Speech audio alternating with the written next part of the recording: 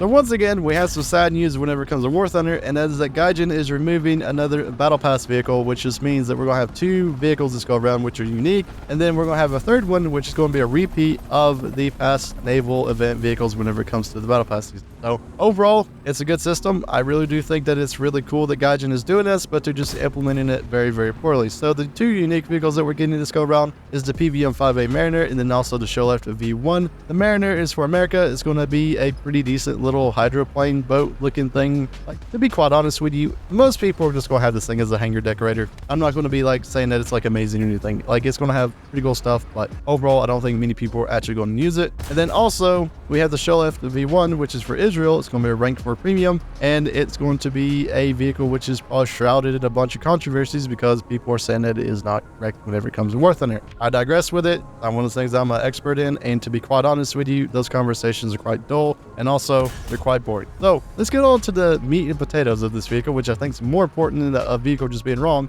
is that Gaijin has removed another vehicle. We started the Battle Pass seasons with Season 1 with 4 vehicles. It went down to 3 vehicles because they wanted to remove the lower tier reward, and then they just replaced it with premium time. Now, they've replaced the 3rd vehicle that we normally get with the past event vehicles, which I think is a good thing because I don't think War Thunder should ever be a game of, oh, I was just playing at the certain times, so I have just better vehicles than you. I feel like everyone should have access to different vehicles because that just makes it a fair and equal system, right? So it's a really cool thing that they're doing this, where you're able to get past event vehicles. But instead of like putting this at like a level 15, because most of these vehicles are like rank 1 PT boats, like the PT658, the MTV 422, the Z25 is probably the best one, and then the TKA 106. I am 100% sure that is a rank 1. So not the best in the world. Should have been like the level 15 reward, and then we should have 4 vehicles once again, but now we only have 2 vehicles. So I guess you could call it shrinkflation. I guess you can call it that we're like here's the thing, it is shrinkflation 100%. We're still paying the same price for these battle passes that we're paying for season 1, but we're getting less and less and less from them. But the difference is that this is feeling way worse than normally would, because instead of this being a physical good, it's a digital good.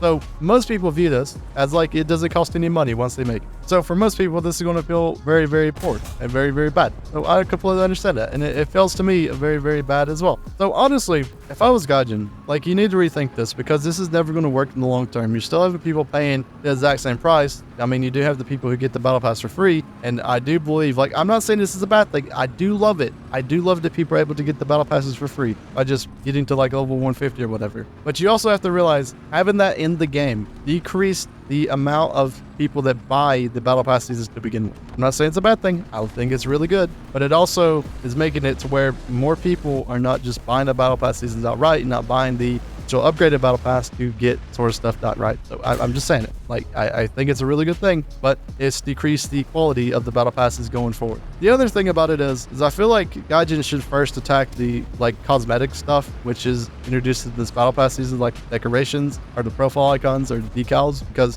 I don't think many people even use decals. Like the melees like aren't the best in the world, and the decorations, while yes, you get like a Davy Crockett looking thing, some people wouldn't use it, but most people will never use the guns. Like, I think you get like a targeting pod as well. Like, I would rather have that stuff removed and we have another event vehicle than to have these decorations that, you know, most people probably already have decorations that they use like bushes. Like not many people's ever going to use this thing. Then also the profile icon. I mean, once again, it really just looks like it's made by AI. It looks just very odd and very weird. So honestly, just kind of sad about it. So yeah, I mean, I really wish Gaijin would do something different, because it's just really bad. Like, we're having a rerun, which is, I think, a good thing.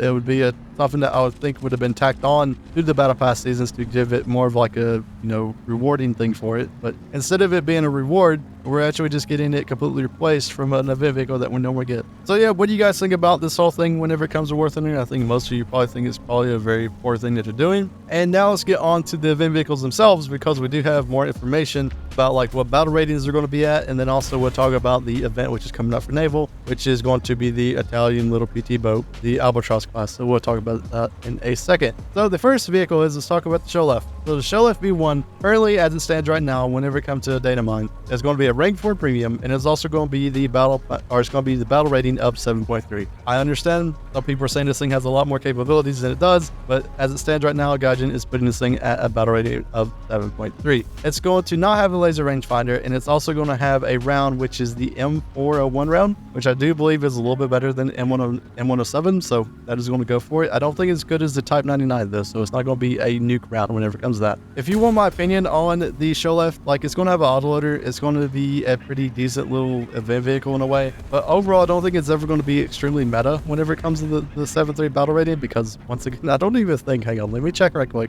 I don't think Israel even has a 7.3. No, they don't. God, man, that is like the one problem with Israel, man, and why I do not like it as a tech tree, because every time they introduce a vehicle, they just don't have a lineup, because they just don't have vehicles. Like, Israel sub me win, please. So yeah, you would have to play the 7.3 and you don't have a lineup. So guess what? You can play the 7.7, I guess. I mean, I guess that's a little bit of lineup for you, but why would you not just play the M109 or the Rochev at that point? You just completely defeat the purpose of being like a lower battle rating. But yeah, that's the Sholef. Like, it's going to be a premium. It should get you into the rank 5 of Israel, and to be quite honest with you, rank 5 of Israel isn't the greatest. You get the Magak and the Irans, which I mean, I guess is pretty alright, but yeah, overall, pretty poor thing. It does have the proxy fuse round, so you'll be able to shoot like helicopters and planes, and overall, that's going to be a pretty cool thing. The next vehicle is the PBM-5A Mariner. It's going to be a rank 3 premium for America. It's going to have the torpedoes, which I think is a big improvement compared to the actual other PBM, so that's going to be pretty cool for it. It doesn't seem like it's going to be like the greatest vehicle in the world. Like, you do still have the naval mines some people use for it. I don't feel like this is going to be a vehicle that people prefer to play within the War Thunder. It's going to be, for me at least, a hangar decorator, because I ain't going to use it that much. It's going to be at a battle rating of 3.7, so I guess that's going for it. It's going to be rank 3, so it does count towards the event, and as well as doing